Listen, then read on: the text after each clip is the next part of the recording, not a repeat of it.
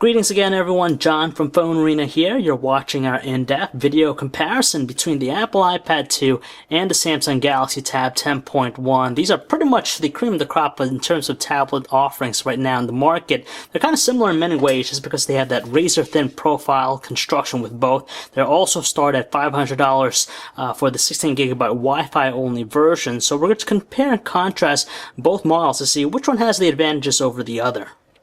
So by now, some of you are probably familiar about the background story about both tablets. We first were introduced to the Galaxy Tab 10.1 back at MWC, where it sported the larger frame. Then Apple unveiled the iPad 2 shortly afterwards, and everyone was really mesmerized by the fact it had this very thin construction and premium feel to it. It just made everyone go back to drawing boards, including Samsung, who reworked the design of the Galaxy Tab 10.1 and eventually retreated with this model here, which is the thinnest and lightest tablet out there in the market. Actually, when you put them both side by side, it's very hard to differentiate which one is actually thinner, but the Galaxy Tab just edges out the iPad 2 just by a hairline. You really can't notice it that much. In terms of overall looks, there's nothing really too spectacular with both. They're almost pretty much similar. Display with the bezel around it. The Galaxy Tab 10.1 has a 16:9 aspect ratio versus the iPad 2, which is a little bit more on the boxy side. So you do notice it a little bit wider with the Galaxy Tab, where the iPad 2 is definitely longer down this way. In terms of choice of materials, we definitely like the iPad 2 just because it has that metallic brushed aluminum back cover, which gives you a sense of premium feel all around, whereas the Galaxy Tab 10.1 relies on the plasticky nature of the back cover here with the silver accents. It's worth noting that they're going to come out with a metallic gray version, but this one here doesn't quite exhibit the same polished feel as the iPad 2. So overall, we still have to hand it to Apple. They really crafted a beautiful device, and from head to toe, it exudes a lot of premium feel everywhere you look at it. We really have to admit, but these two tablets utilize the best displays out there that you could find. Definitely beats out other stuff that we've seen, such as the Zoom, the G Slate, and even some Windows tablets out there. The Galaxy Tab 10.1 has a 10.1-inch display as opposed to the 9.7-inch of the iPad 2. The resolution for the Galaxy Tab 10.1 is 1280 by 800 pixels as opposed to the 1024 by 768 resolution of the iPad 2. Still, both produce a lot of nice-looking details. You can make out everything on screen, and they produce such distinctive and deep colors. It's really something that stands out when you first look at both. But we didn't have any issues using them in outdoor conditions. They produce a lot of luminance, so easily seen in pretty much any lighting condition out there. But we still have to hand it slightly to the iPad 2 just because it does produce a little bit more natural looking colors as opposed to the really deep and saturated looks of the Galaxy Tab 10.1. As we mentioned already, both have wonderful looking displays. We're just going to show you a few different images just to give you a better indication of what kind of color production you can expect with both. Left being the iPad 2, the right being the Galaxy Tab 10.1. In this first image, pretty nice colors with both, but the Galaxy Tab 10.1 has a slightly deeper tones with it. Here are some magenta colors, pretty much hard to distinguish here through the video, but when you look at that dead on, you kind of notice that the color tones with the iPad 2 are a little bit on the neutral side, whereas the Galaxy Tab 10.1 is deeper and stronger tones. Some might find it appealing, but in terms of being more natural, the iPad 2 definitely is in that area, especially with lighter colors. You notice it a little bit more there. And we'll quickly show you what we're talking about here. If you launch the browser here and just go to Google's website, you'll notice with the iPad 2, it has this more natural tone where the Galaxy Tab in the white has a bluish tinge to it, but you definitely notice that just because of the richness in colors you see, and sometimes you perceive the white on the iPad 2 to be a little bit more on the yellowish side, but it's actually on the neutral tone. Right on top of their displays, you'll find both have front-facing cameras. The iPad 2 has a smaller VGA camera, 0.3 megapixels, whereas the Galaxy Tab 10.1 is a larger one at 2 megapixels. As for their dedicated power buttons, we like the feel of both. They have the iPad 2 is slightly raised a little bit more, but you still can feel both out. They both offer a pretty good tactile response when you press them down. Moreover, you could say the same thing about their volume rockers. They're pretty narrow looking, but they have a really distinctive feel. But the iPad 2 is slightly more jutted out more than anything, but they still offer a really nice responsive feel when you push them down.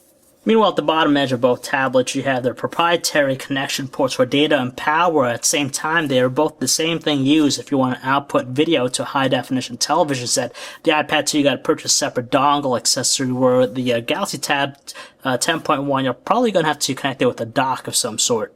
In the rear, you have their autofocus cameras. With the Galaxy Tab 10.1, it uses a bigger sensor, a 3.2 megapixel one, versus the less than 1 megapixel count on the iPad 2. The advantage with the Galaxy Tab 10.1 is that it offers also an LED flash. The iPad 2 has only one single speaker, which is found in the back corner of the tablet, where the Galaxy Tab 10.1 has two speakers, both left and right, on its sides. It's worth noting that with both tablets, you don't have access to their batteries, and at the same time, they don't offer any additional support for additional storage capacity, so you're stuck with whatever one you choose from the beginning. Next, we'll talk about the speed and performance of both tablets, and actually they're quite similar just because they use dual-core processors. With the Galaxy Tab 10.1, it's actually the NVIDIA Tegra 2 chipset, and the iPad 2, it's the Apple A5 processor. So both offer a pretty good experience as far as just navigating across their home screens, even other basic operations like kinetic scrolling and even opening up apps. It's pretty much instantaneous, and we like the fact that they offer a pretty good experience in pretty much anything that you do. But between the two, you kind of notice the iPad 2 has slightly more responsive feel, tighter than the Galaxy Tab, just because even in portrait usage, we don't notice any lagginess, which is something you kind of still see with the Galaxy Tab 10.1 when you navigate across the home screen. But still, both are pretty respectable, but the iPad 2 has those fluid tendencies more than the Galaxy Tab 10.1. Ultimately, it's going to come down to which platform experience you prefer more. On one hand, the iPad 2 is the more straightforward and easier one to handle just because it's simplistic by nature, whereas the Honeycomb 3.1, Android 3.1 on the Galaxy Tab 10.1, well, it has its complexities, but still we like its level of personalization. You can see that evident with the abundance of different widgets. Some of them are nice just because you can resize them and just get a lot of useful stuff directly on the home screen as opposed to launching an application. Where in the iPad 2, the only type of personalization you can find is just changing the lock screen and even the background wallpaper. That's pretty much it. Also, with Galaxy Tab 10.1, we like its notifications implementation a lot better than the iPad 2. The same thing applies with its multitasking elements. You just have this really quick scrollable listing with the Galaxy Tab 10.1, where with the iPad 2, you have to actually double click the home button to gain access to all of them. It's a little bit easier and a lot more intuitive with the Galaxy Tab 10.1. The app panel is pretty much straightforward. You have just some of the icons in a grid-like format. And all in all, we definitely still like the fact that Android 3.1 Honeycomb on the Galaxy Tab 10.1 just offers a superior level of personalization and usefulness with its platform implementation. When it comes to inputting text, neither one has an advantage over the other, just because the keyboards are more than responsive with both. You could tell just by quickly tapping here, it's pretty much instantaneous, barely any delay. Speed typers will definitely like it. A little bit better with the landscape option, just because it's a little bit more roomy. But overall, neither one has a better one than the other. If you happen to be a big user of Gmail, it's no-brainer that the Galaxy Tab 10.1 offers a better experience than the iPad 2, just because you have those rich set of features that you find commonly in any Android device. You can tell the layout is pretty much similar. They utilize this two-panel layout, the left being your scrollable inbox, and when you make a selection, it displays the email in the right panel. They both work essentially the same, but you just have that added set of features with the Gmail experience on the Galaxy Tab 10.1. When it comes to web browsing, definitely the Galaxy Tab 10.1 gives you that desktop-like experience just because it has added flash support where it's missing on the iPad 2. But between the two, you could still tell that the iPad 2 offers a little bit better fluid movements with its operation, from kinetic scrolling to pinch gestures. It's just a little bit more fluid in its overall operation. But still, we like the fact that the Galaxy Tab 10.1 just gives you that true desktop-like experience. Naturally, we still like the visual presentation of the music player on the Galaxy Tab 10.1 just because it has this really nice 3D carousel effect. It just adds that nice visual flair to it, whereas the iPad 2, you don't see cover flow, you just pretty much have a static view of your albums and songs and all that stuff, so nothing really too different. As far as the audio quality from the actual speaker, we have to hand it to the iPad 2 just because you have these bass tones that sound a little bit more deeper than the Galaxy Tab 10.1, which is a little bit more on the neutral side.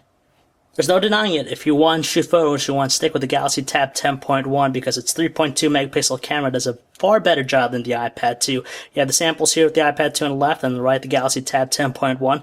With this macro shot, you could tell level of clarity between the two. It's a little bit more haze and fuzziness going on with the iPad 2 shots. So let's go look at additional photos here.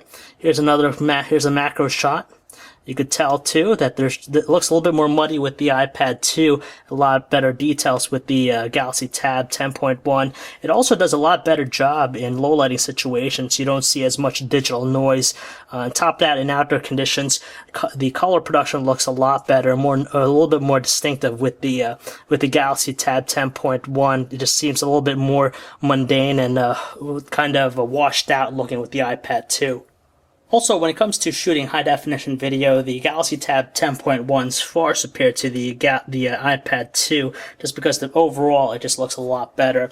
They both shoot 720p at a really good frame rate to it, but you could tell as it's panning here in a second, the iPad 2 is a little bit more gracious and more fluid with its movement. A little bit of stutteriness with the Galaxy Tab 10.1, still more than acceptable, but there's just a lot more detail with the Galaxy Tab 10.1's production, and we like the level of exposure.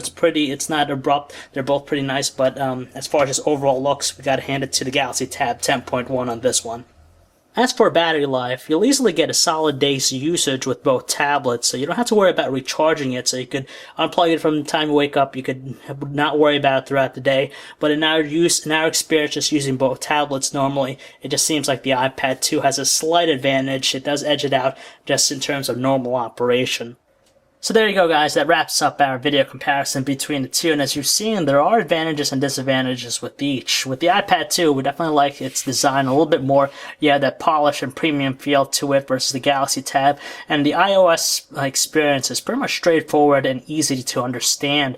With the Galaxy Tab 10.1, it offers a lot of personalization. Also has the prestigious title of being the thinnest and lightest tablet on the market. Although its build quality is not on par with the iPad 2's stellar design and choice of materials, but still nonetheless a respectable offering. As we mentioned already, a lot of personalization with Android 3.1 Honeycomb, and a little bit more complex in nature, but still we like the usefulness of the platform. But if you want to have if you're more into optimized apps, the iPad 2 has just a lot more in the App Store versus what's seen in the Android market for the Galaxy Tab 10.1. Although we have to recommend the Galaxy Tab 10.1 if you're going to be more into shooting photos and videos. Its camera is far superior. But either way, both are wonderful tablets, both priced evenly, $500 starting off. So either way, you really can't beat purchasing either. So if you'd like to learn more about both tablets, you could check out our website, PhoneArena.com. Thanks for watching, guys.